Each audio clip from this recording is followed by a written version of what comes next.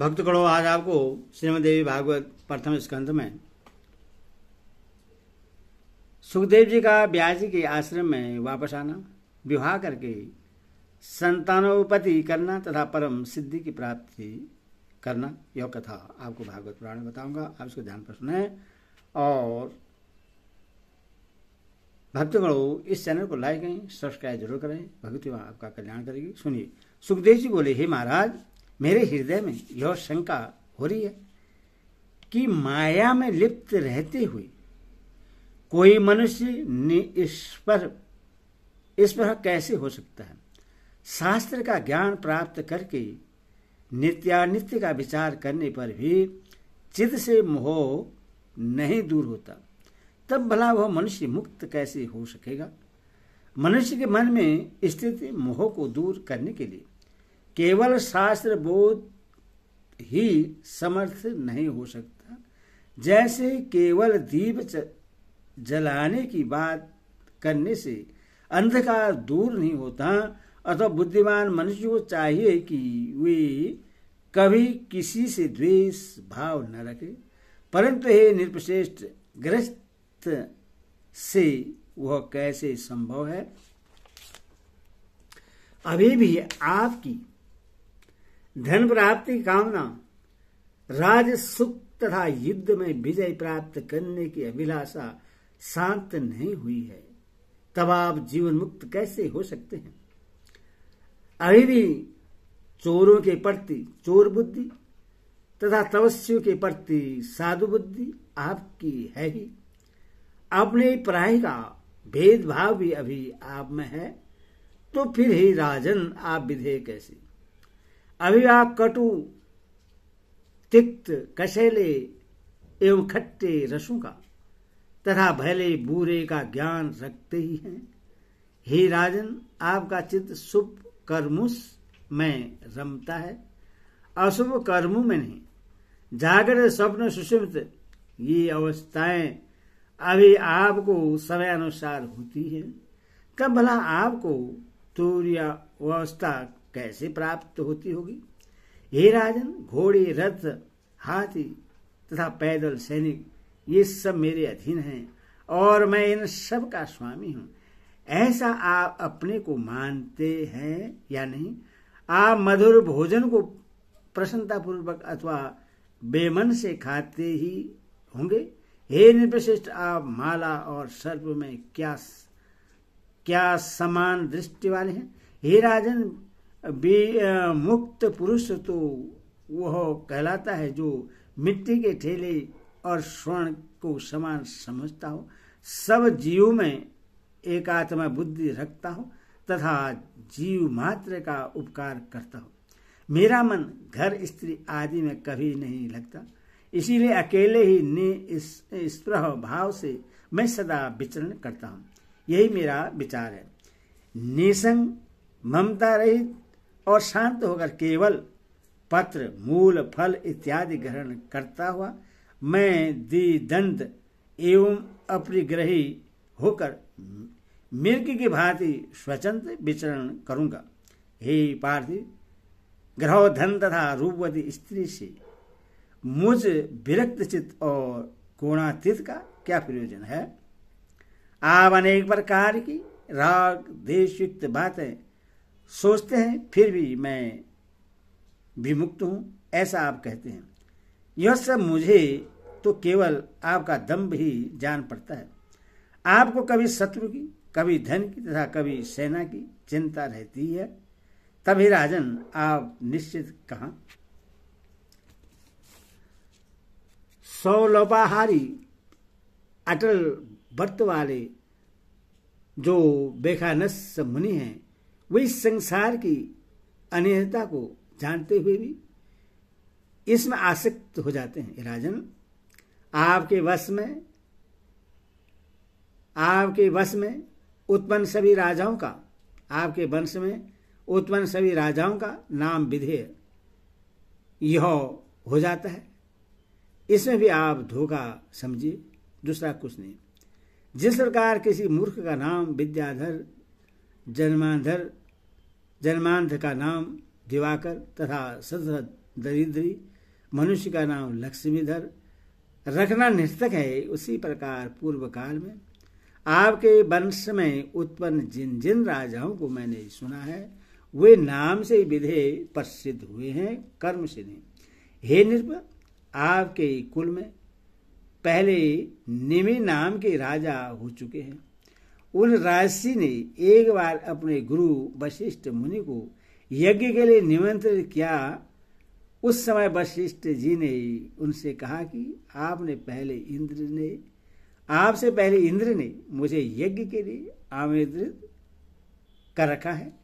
इंद्र का यज्ञ संपन्न कराकर मैं आपका भी यज्ञ पूर्ण करूंगा। अतः हे राजेंद्र, तब तक आप धीरे धीरे यज्ञ सामग्री एकत्र कराइए। ऐसा कहकर वशिष्ठ मुनि इंद्र का यज्ञ कराने के लिए चले गए और महाराज निमि ने किसी दूसरे को आचार्य बनाकर अपना उत्तम यज्ञ संपन्न कर लिया। यह सुनकर वशिष्ठ जी राजा पर अत्यंत क्रोधित हुए और उन्हें शाप देते हुए बोले, हे गुरु का परित्याग करने वाले, तुम्हारा शरीर नष्ट हो जाए। यह सुनकर महाराज निमि ने भी शाप दिया कि आपका भी शरीर नष्ट हो जाए।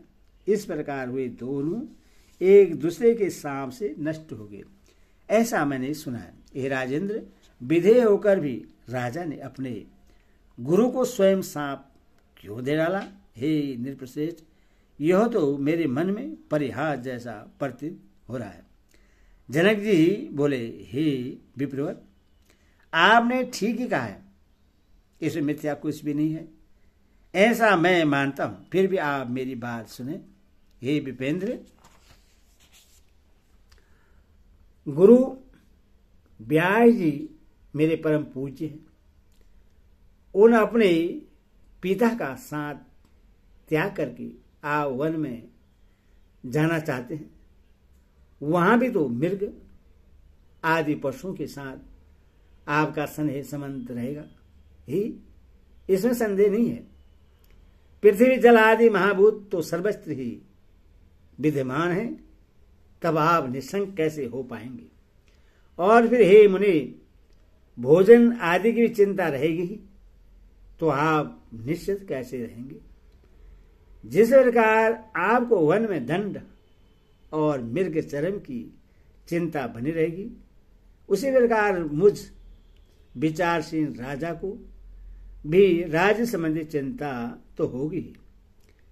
आप ही भ्रम में पड़कर यहां तक दूर देश में आए हैं। मुझे किसी प्रकार का विकल्प रूपी संदेह नहीं है, क्योंकि मैं तो सर्वदा निर्विकल्प हूं।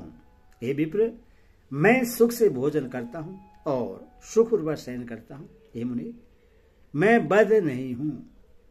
इस भावना से मैं सर्वदा सुखी रहता हूं। इसके विपरीत मैं बद्ध हूं, इस शंका से आप सर्वदा दुखी ही रहते हैं। अथवा आप इस शंका को छोड़कर सदा सुखी एवं स्वस्थ हो जाइए। यह शरीर मेरा है, यही बंधन का कारण है, यह मेरा नहीं है, ऐसा निश्चय ही मुक्ति है। यह ग्रह संपत्ति राज्य मेरा नहीं है, ऐसा मेरा दृढ़ निश्चय है। सोची बोले, महाराज, जनक जी की बात सुनकर सुखदेव जी हर्षित हुए और उनसे आज्ञा लेकर व्यास जी के उत्तम आश्रम के लिए चल पड़े। व्यास जी ने अपने ज्ञानी पुत्र को आते देखकर सुख प्राप्त किया। उन्होंने सुखदेव जी को हृदय से लगाकर तथा उनका सिर सूंघकर उनकी कुशलता पूछी।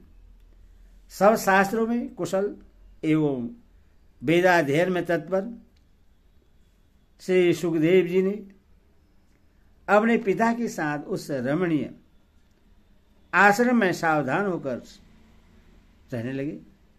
राज्य करते हुए महात्मा जनक की वह विद्यावस्था देखकर सुखदेव जी परम शांति को प्राप्त कर अपने पिता के आश्रम में ही स्थित हो गए। योग मार्ग में स्थित रहते हुए भी सुखदेव जी ने पितरों की पीवरी नाम की सौभाग्यवती सुंदर कन्या को पत्नी रूप में स्वीकार कर लिया।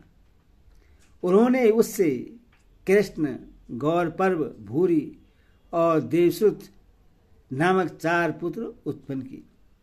साथ ही उन प्रतापी व्याससूत सुखदेव जी ने कीर्ति नाम की एक कन्या उत्पन्न करके उस कन्या का विवाह विभार्य के पुत्र महात्मा अणु के साथ कर दिया। सुखदेव जी की कन्या से उत्पन्न अणु के पुत्र श्रीमान ब्रह्मदत्त हुए, जो बड़े प्रतापी, ब्रह्मज्ञानी एवं पृथ्वी के रक्षक थे।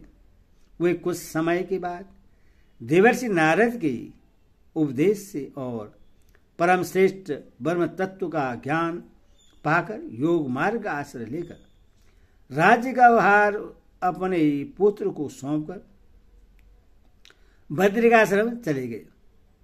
वहां नारद जी की कृपा प्रसाद से प्राप्त माया बीज के उपदेश से उन्हें निर्वाण तथा तत्क्षण मुक्तिदायक ज्ञान उत्पन्न हुआ।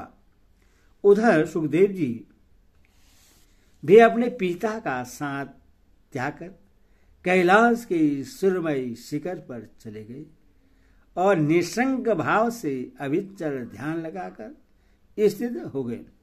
कुछ ही दिनों में उन्हें परम सिद्धि प्राप्त हो गई और वे पर्वत के शिखर से उड़ गए तथा महातेजस्वी वे सुखदेव जी आकाश में जाकर सूर्य के समान सुशोभित होने लगे। तब सुखदेव जी के उड़ते ही पर्वत शिखर 2 भागों में विभाजित हो गए। सुखदेव जी के आकाश में जाते ही अनेक प्रकार के उत्पात होने लगे। ऋषियों के द्वारा स्तुति किए जाते हुए वे सुखदेव जी अंतरिक्ष में वायु की भांति स्थित हो गए। वे अपने तेज से दूसरे सूर्य की भांति दीप्तमान हो रहे थे।